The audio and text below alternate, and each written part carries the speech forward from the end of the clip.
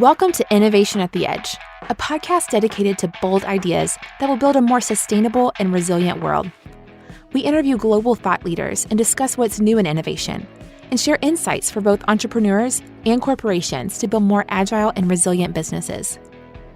Tomorrow's low-carbon and all-electric world will be created by both disruptive entrepreneurs and large corporations, and this podcast provides advice to both on how to scale their ideas. What do consumers actually want? And consumers want clean energy. Consumers want efficient and cost-effective energy. And finally, they see the importance of addressing climate change. So all of this is coming together with that transition from a supply-led to a demand-driven energy system. Hi, everyone. I'm Emmanuel and Chief Innovation Officer at Schneider Electric. And it's a great pleasure to have today with us Jules Kortenhorst, CEO of the Rocky Mountain Institute, one of the thought leaders in energy today worldwide. I will get into this, so it's a great honor to have Jules with us today. Jules, welcome. Thank you, Emmanuel. Delighted to be here. So before we go to what you're doing now and how you've become one of the worldwide thought leaders in terms of energy and especially on the energy transition, can you tell us a bit about your background and where you're coming from? So you're Dutch, right? That's right. In the Netherlands? I was born in the Netherlands, but did my business degree in the United States before joining Shell. So I spent the first 10 years of my career in the old energy world. And after that, the entrepreneurial bug got me. And so I spent almost 10 years building companies and growing companies with private equity backing. And then I took a brief sabbatical. And during that sabbatical, I reflected on a motivation, a passion that is sort of historical family upbringing part of my life. And that is to give back. And when thinking about how to give back to society, I concluded that climate change is the biggest issue that we face as humanity, and that I should try to make a difference. So I served in Parliament in the Netherlands, hoping to lead government interventions in the Netherlands. Then I became the founding CEO of the European Climate Foundation. But for the last 7 years, I've had the privilege of being the CEO of Rocky Mountain Institute. Our institute is almost 40 years old. It was founded by Amory Lovins. I know you're familiar with him. Amory has been a thought leader on energy transitions and sustainable energy for over 40 years. And our institute continues to work with many of the insights and early inspiration that he has brought to our organization and to the world. Yeah, tell us more about the Rocky Mountain Institute, right? So what do you guys do on a daily basis, and how do you manage to be one of those most influential organizations when it comes to energy and the energy transition in the world? Yeah, so we are an organization of now close to 300 people. We have offices in China, in India, and in the United States, but we also do work in other developing countries. Our work is all about accelerating the transition to a clean, prosperous, and secure zero carbon energy future. And we are convinced that in order to do that, you have to think about energy as a system. You have to be integrated energy thinkers. We also are convinced that you always have to start from the demand perspective. In the end, you and I don't care about buying electricity. We care about warm showers and cold beers. And for that, we need energy. And we also believe firmly that an efficient integrated energy transition can actually make the world more productive, can drive economic growth, can make the world safer and more secure, and above all, can address the major crisis of climate change. The work we do is a lot about interacting with businesses and industries at the interface of the market. We are an NGO, we are a non-profit organization, but we're not focused so much on the policy side of the equation, but more on markets, capital deployment, new technologies, innovation. We help businesses think through new business models. We help industries mobilize to affect change. We drive technology innovations faster into the marketplace. And a lot of that work is based on our thought leadership, but thought leadership alone is not good enough. We're in an emergency, so we need to do more than only thinking. So we're also very much about the doing part. How do we pilot, demonstrate, and then scale the solutions in the real world? And I guess this is why many businesses like us at Schneider Electric come to you and to work together, because you are really different. It's not only about thought leadership and policy making or helping regulators with the evolution of policies. It's really about creating businesses, and everything you do must have an outcome, which is it should be a business that stands on its own, right? Yeah, we believe that in order to address climate change, we massively need to shift capital away from high carbon to low carbon. And capital allocation in the end happens to a very, very large extent in the private sector. So yeah, we do believe that you have to build businesses at scale that provide the solutions, the technologies, the solutions that people need to drive a low carbon energy future. So in that shift of capital from high carbon to low carbon, we see a lot of oil and gas majors, especially European ones, coming with a very ambitious agenda on electrification and on the lower carbon economy. What do you think about all this? Why are they doing this? Are they going to be successful? What is your thinking there? Well, let me first talk about the need to change. There is no doubt that we need to decarbonize our energy system, and therefore we need to stop burning fossil fuels. Full stop. And these companies have on the whole come to grips with that. I would say particularly the European, maybe even some of the international or national oil companies have come to grips with that. Maybe in the US that is slightly less the case. But these companies have come to grips with the fact that addressing climate change means stopping the burning of oil and gas. So that means in the end, a tapering off an end to their core business. So there's a very large climate change need, but there's also a business need. Their business is not going to be around in the second half of this century if they don't make these changes. But the change they're trying to make is really hard, right? Because at the moment, these companies are molecule companies. And in order to become integrated energy companies, they have to become electron companies. That's a different matter, a different mindset. They are currently in the business of very large, complex projects. And we think that the future of energy is one of distributed, decentralized, smaller scale solutions. Many of the solutions in your my house, in your my residence. And in that case, that big project thinking of the oil and gas companies is not totally suitable. They're into long cycle projects that 20, 30, 40 years that are very different from the shorter cycle projects and capital investments associated with new energy solutions. And finally, I think on the whole, oil and gas companies have thought of themselves as supply-driven businesses. And in the future, the energy system is going to be consumer-driven, is going to be demand-driven, and that also requires a different mindset. So this is a huge challenge that these companies are undertaking, and we'll have to see if any of them succeed in making this transition. And if they succeed in making the transition fast enough, I think that's the second part of the challenge they face, and that is to do this at the speed, quickly enough, in line with societal expectation and the shift in the energy system. Yeah, because let's talk about that balance between supply-driven thinking and really what we all think, and we share that view at Schneider Electric, that really what will drive the energy transition is demand. And if you really aspire to a decentralized, decarbonized, and digital world, we may want to start from the demand, right? So to your point before, we want cold beer and hot showers, and that's what is going to drive. And we want it to be done with clean energy and resilient energy and cheap energy. That doesn't mean that we need to have a long, complex value chain which is supply pushed and driven. And maybe it's more on the demand side. And actually, if you look at that supply angle, we all start to realize that if we just take that angle of supply, we may not get there. We may not get to the targets of the Paris Agreement. So what do you think on this balance between supply and the demand view in this energy transition? Well, you made an important point there. In order to hit the goals of the Paris Agreement, there is absolutely no doubt we first have to make more productive use of energy. So driving energy productivity is going to be absolutely critical. And it's also fun work.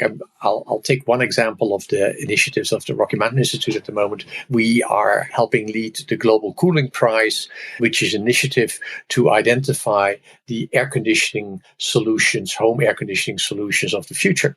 And we are currently demonstrating the finalists' 8 prototypes in India in a very high temperature, high humidity setting.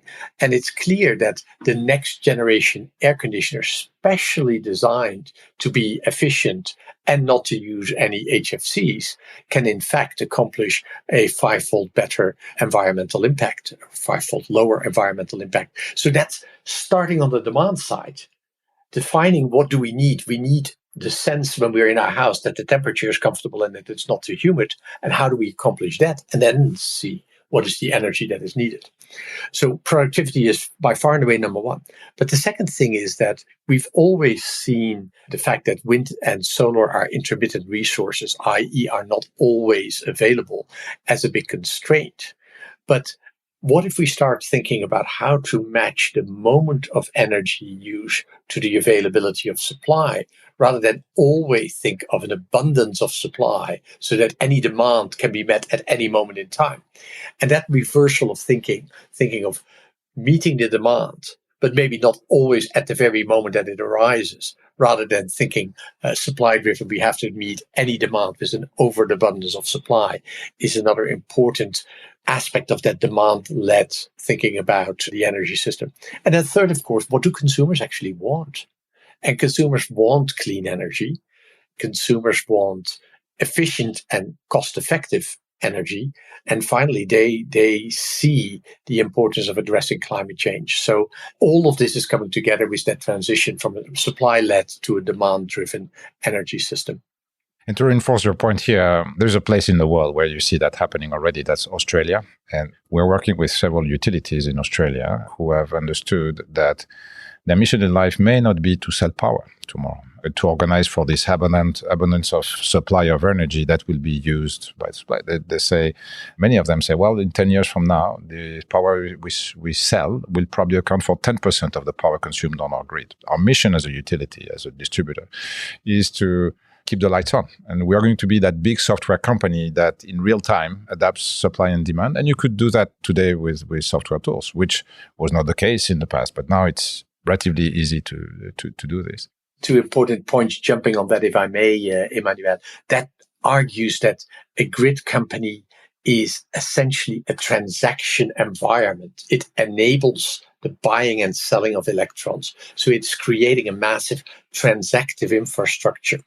And then the second part is, you mentioned software. That's precisely the view we also have. That means that company has to have the digital capabilities that will enable your solar panels to provide the electrons to charge my Tesla or fire up my air conditioning unit. We're very excited about a program that we've launched called the Energy Web Foundation. It's an open source blockchain infrastructure that will allow blockchain technology to enable that transactive grid.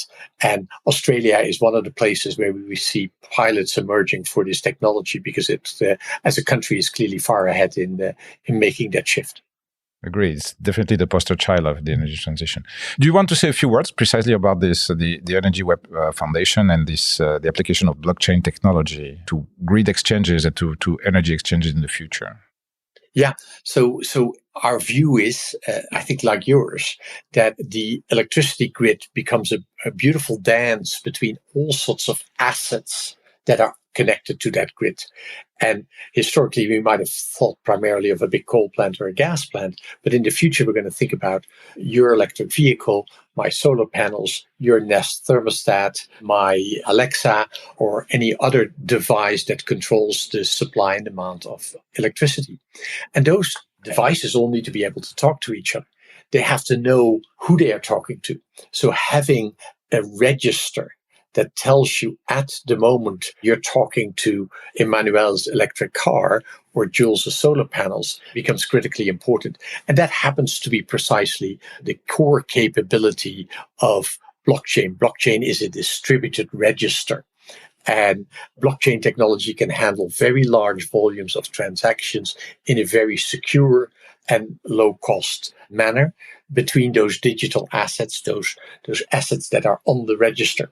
So about 3 years ago, we brought together a number of energy companies from around the world, created an open source software foundation that was going to build out this blockchain infrastructure. The chain was launched a year ago, and we're now seeing pilots emerging around the world in the US, in Europe, in Australia, in Southeast Asia, where utilities are saying, yes, that's an important part of the open source software environment that we want to operationalize on our grid, and we'll use the Energy Web Foundation blockchain as a core part of that infrastructure. Great. And definitely this is a very, very interesting project, and that goes in that direction we said of demand-driven energy transition that will only happen if a series of technologies and digital technologies, and among them blockchain and AI, are there. Is there any other project that you guys are undertaking right now at the Rocky Mountain Institute that you want to share that can really accelerate this energy transition? Well, it's always good to talk about those technologies we already have. People talk about needing a breakthrough in storage. Well, actually, you should see the amount of breakthroughs of storage that are happening day in, day out, and the progress that technology is making. But we don't necessarily have the perfect answer yet of how to fly planes without jet fuel, or how to make steel without coking coal. So there are still breakthrough technologies needed. And we've recently launched a very exciting initiative called Third Derivative. We had in our first round 600 startups signing up to be part of this ecosystem. We won't be able to accommodate them all, but we'll be able to select 50 really promising new businesses that we think are going to create the gigaton scale technology solutions of the future. So that is an exciting innovation project that we've got going. So let's talk about that transition and how it happens. So we are clear that the main driver, the main accelerant of all this will be demand, and businesses and consumers will define how the market will shape, and we probably don't need to think anymore or not only in supply terms. Now, there is this big debate, especially in Europe these days, around hydrogen, right? So is hydrogen going to fuel our cars and our buses and our planes and our houses, or is it going to be a different use of hydrogen? So what's your thinking today on this? Yeah, we are quite convinced at the Rocky Mountain Institute that our cars are going to be driven on battery technology and electric motors. The EV, electric vehicle, is the winner. Game over. And by the way, that probably extends clearly also into distribution vehicles. It may even extend into long-haul trucking, although that's the one area where there's still some debate. Similarly, we expect that our buildings will be electrified. Our buildings will become fully powered and heated by electricity, and will do away with that gas stove and that hot water boiler based on gas and so on. And all of that will be electricity. But there always remains some parts of our economy where electrons cannot do the job or cannot really easily do the jobs. Long-haul shipping, maybe not the ferries across Europe, but the long-distance shipping. Hard to imagine that we have ships with batteries. Similarly, aviation, there is an emerging thinking at Airbus and at Boeing that hydrogen is likely to fly planes, to be the engine behind planes. There are parts of the industrial system which we cannot do without that will need hydrogen. Making steel out of iron ore, making petrochemicals will likely depend on clean hydrogen. So there are what we call sometimes the harder to abate sectors, those elements of the economy where electrons are not going to help us, where hydrogen can play a role. But we do not see hydrogen as a large-scale replacement for the existing energy use in the built environment, or for that matter, in personal mobility. Okay, I think it's very clear, and that probably sets the debate on hydrogen on a much more realistic tone, right? So the hard to abate sectors that are going to be very difficult to electrify, yes. The rest, let's be pragmatic. And again, let's have the market speaking and the consumers and the businesses speak. Let's go back to building electrification, if you want. So you mentioned that initiative on efficient air conditioning, and you just said that, well, you believe, and we believe the same thing at Schneider Electric, that ultimately buildings will be heated and cooled on electricity, on electrons, full stop. Why do you get to that conclusion too? We can't afford to burn gas in our house for two reasons. First and foremost, because it creates CO2, which we can't emit into the atmosphere. But actually, methane is also a massive pollutant, and NOx is a massive pollutant in the built environment. And recent research that we've helped put out in the marketplace illustrates how bad burning gas in your kitchen to cook your dinner is for your children and even for adults. So the answer is replace your gas stove with an electric stove, replace your boiler, your gas boiler in the basement with an electric heat pump. That's clearly where we need to go. Now, the challenge is, of course, not in places like China and India, where we're going to build a lot of new urban infrastructure and where we can build it right from scratch. The challenge is you're in my hometowns of Amsterdam and Paris, where most of the houses are already there and where we'll have to retrofit. And that is not easy. Building codes can only go so far. There's also the need to establish a whole market for suppliers and installers who don't show up at your house with a new gas boiler on the back, but show up when you ask for a repair with a heat pump and are able to install that almost instantaneously. Precisely on that front. So will that installer show up with a heat pump, with a solar panel and a battery? How far are we from that moment where really as consumers, because we may reach a point where as consumers we want this to happen, but our installers and the rest of the value chain will come like, oh, let's continue with the good old technologies I've applied for the last 50 years.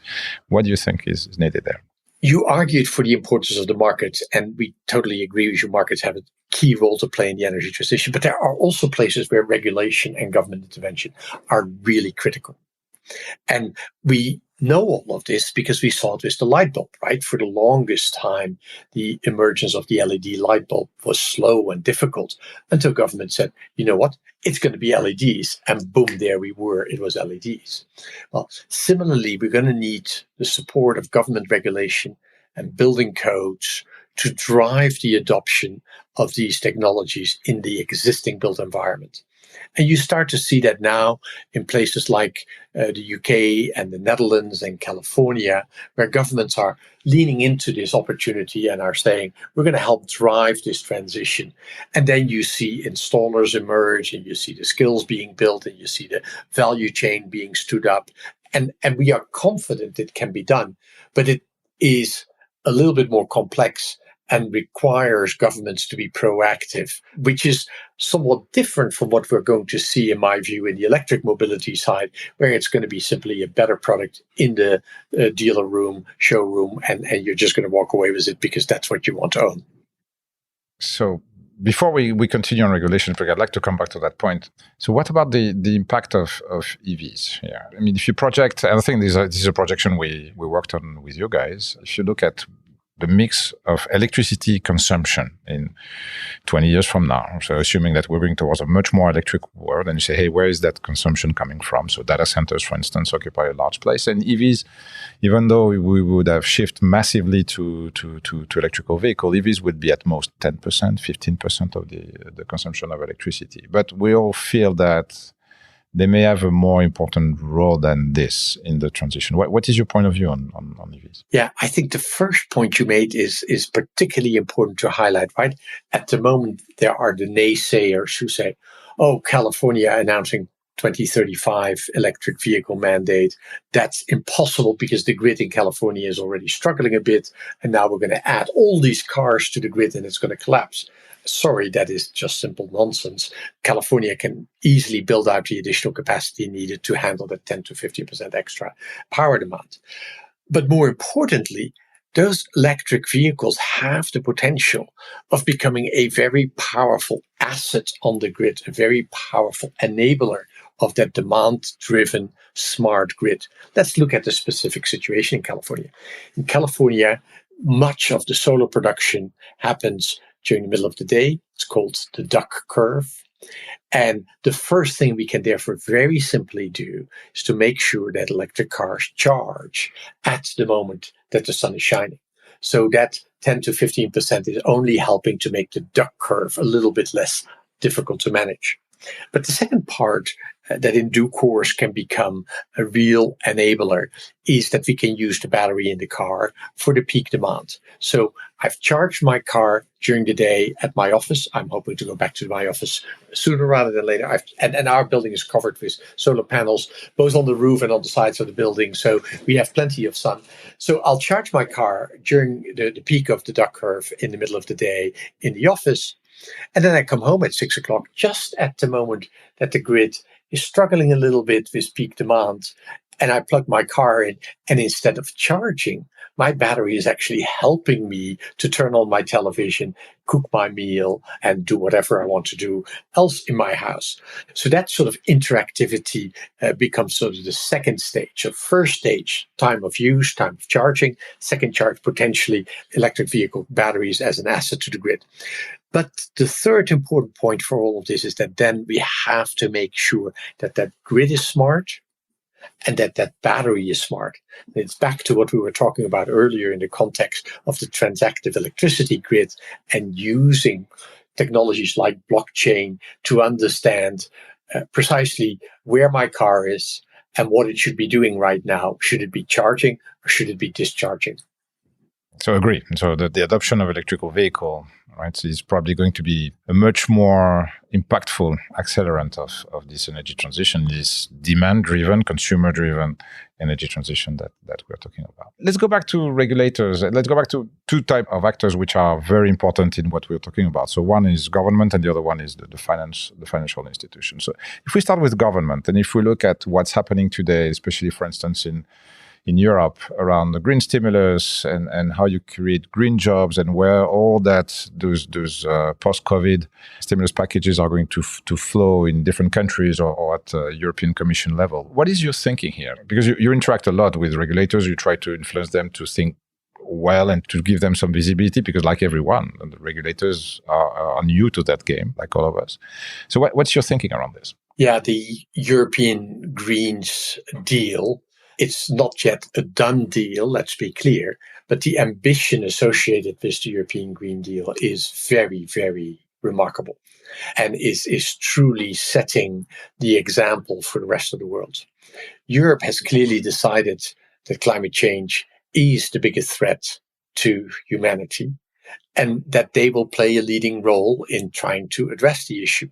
But I think Europe has also come to realize that by being on the leading edge of this energy transition, they have an opportunity to create the industries, to build the businesses, to create the competitiveness that will help reinvigorate the European economy after this horrible pandemic. So I applaud the leadership of the European Commission. I applaud the ambition as it's been laid out by the German presidency.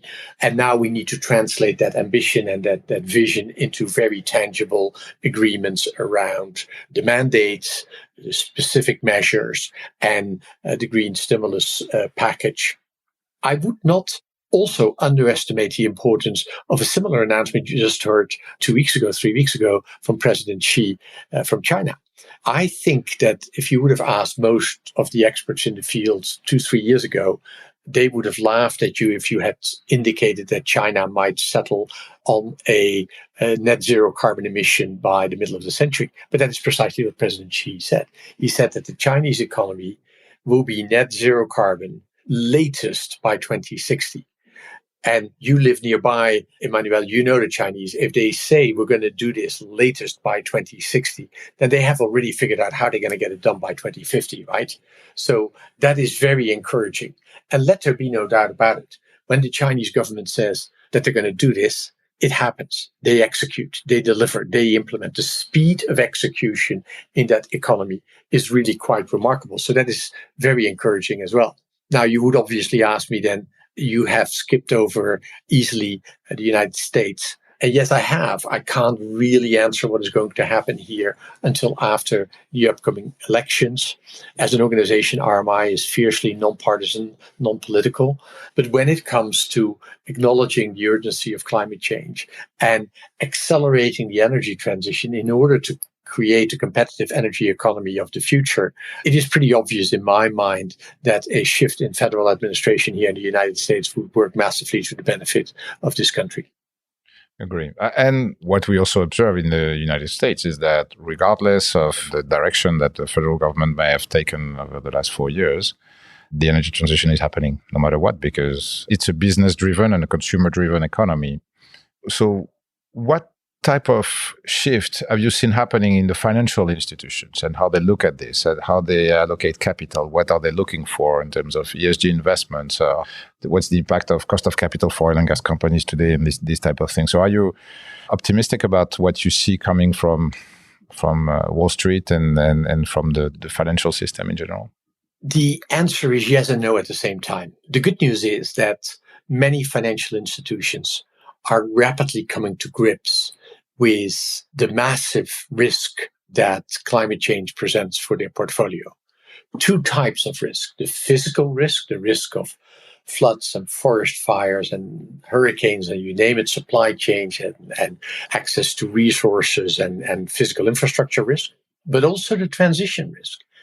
The risk that we all as humanity at some point are going to say, oh my golly, and then force a transition much more rapidly, which will leave banks and investors with stranded assets in their portfolio.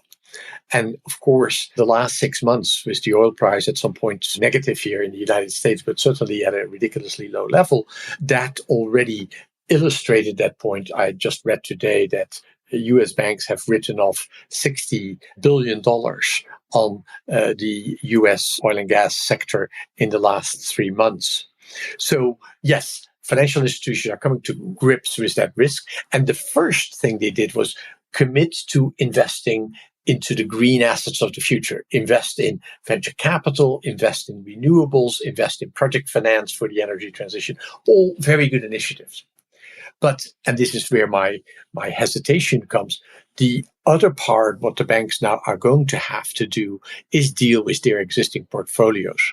We've worked with a number of large financial institutions around the world to help them assess the temperature increase associated with the carbon footprint of their lending portfolio or their investment portfolio. And most financial institutions are looking at 4 degrees when they are genuinely realistic about what they have financed historically. So not only do we need to invest in the new stuff, we also need to deal with the old stuff. We need to retire coal plants. We need to deal with the stranded assets in the oil and gas industry. And that is, of course, much trickier.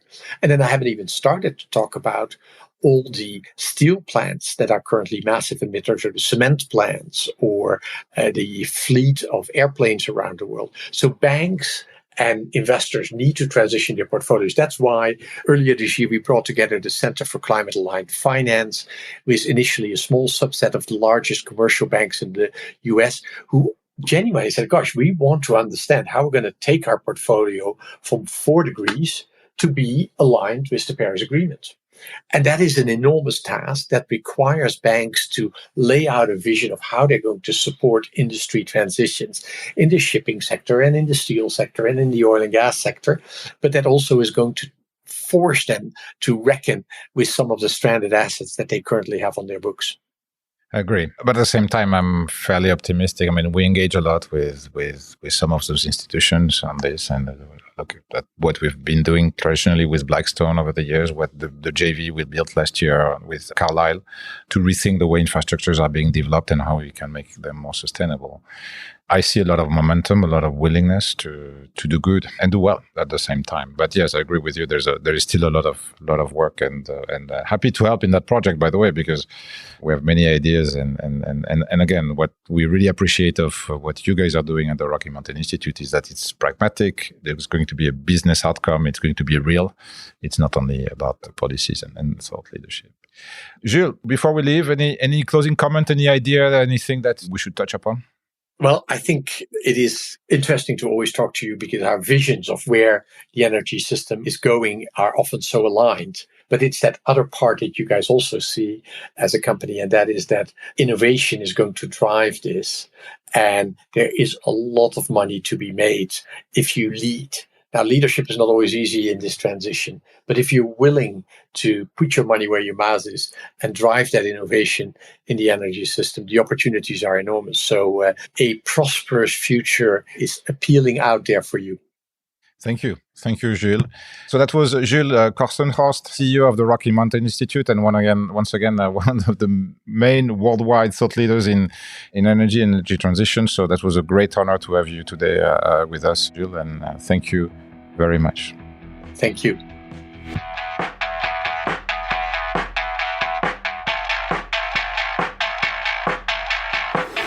Thanks for listening to Innovation at the Edge by Schneider Electric.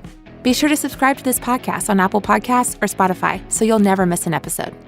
If you like this episode, we'd appreciate a rating on iTunes.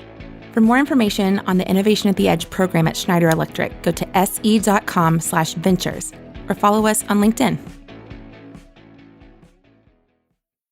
The content of this podcast is for informational purposes only and should not be undertaken as financial, economic, legal, business, tax, or investment advice.